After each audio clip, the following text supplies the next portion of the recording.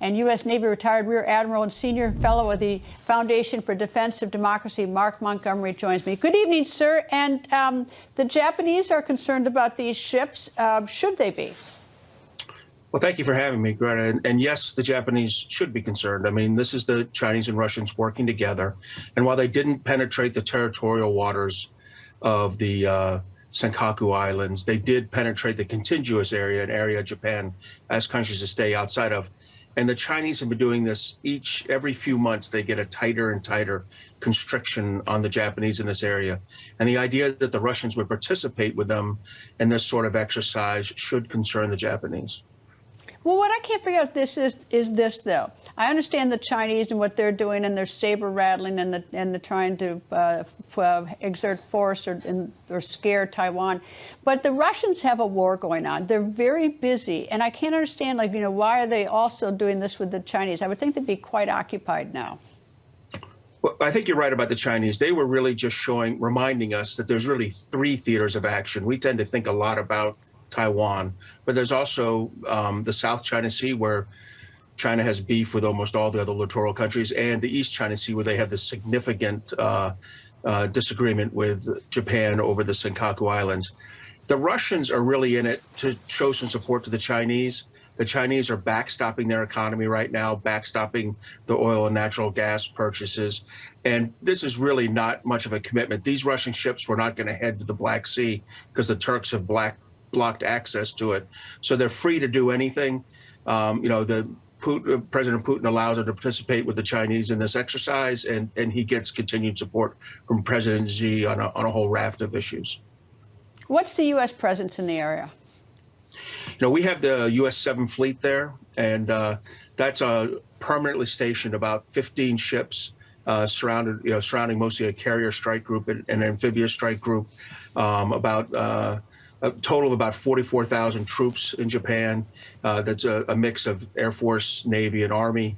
And so a wing of Air Force F-15s and F-16 aircraft, so U.S. Air Force F-15 and F-16s, along with a wing of Hornet and U.S. naval aircraft. So we have quite a bit of permanent capacity in Northeast Asia, and then we have temporary ships that come out to support that. So there's a good U.S. presence there. It's really about reminding China they can't exert a fait accompli on either Japan, Taiwan, or our allies and partners in the South China Sea.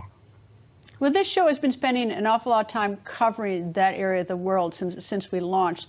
And is there a way to compare what's going on now that we see every night here that we're covering and all as we advance this? Is there a way to compare it to like a year ago? What was it? Was the story profoundly different a year ago or not? So I do think on the harsh side of the ledger, the Chinese are continuing to build a very significant Air Force and naval presence, and they can at least keep the United States outside of the first island chain, and that has progressed only further over the past year. They've gotten more capable of that. They also have a lot of long-range ballistic missiles that can attack aircraft carriers or our bases in Northeast Asia, and they have significantly more of them year over year. So their capability and capacity is increasing. I would say we at best have been kind of a neutral player. We've maintained our capability and capacity over the past year, so that's a net negative. And so I would say the stress for our allies and partners is increasing as they watch the Chinese security threat increase without an equivalent U.S. response. I realize all the motives of the Chinese and who's doing what there, but you look at this and you think, to what end? I mean, it's just like all this is dragging on, all this saber rattling and all the ships going in and out and talking about Taiwan. It's quite striking, the amount of energy that China spends, Russia spends, Japan spends, we spend on this, and Taiwan. That's a fair question, and I would, if you'd asked me that before February 24th, I might have said, well, authoritarian regimes, they really use gray zone operations and saber rattling.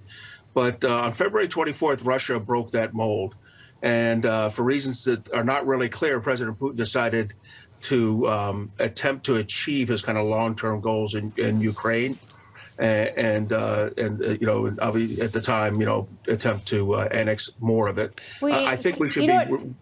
Go ahead. Can I just interrupt for a second? You know what bothers me is that General Milley says that it's not going to happen to Taiwan soon, and I would love to believe him, but that's the same military that said that Afghanistan's military would not fold in about 11 days. So I'm a little bit apprehensive as to who to believe, who to trust, and who knows what, and who could predict what.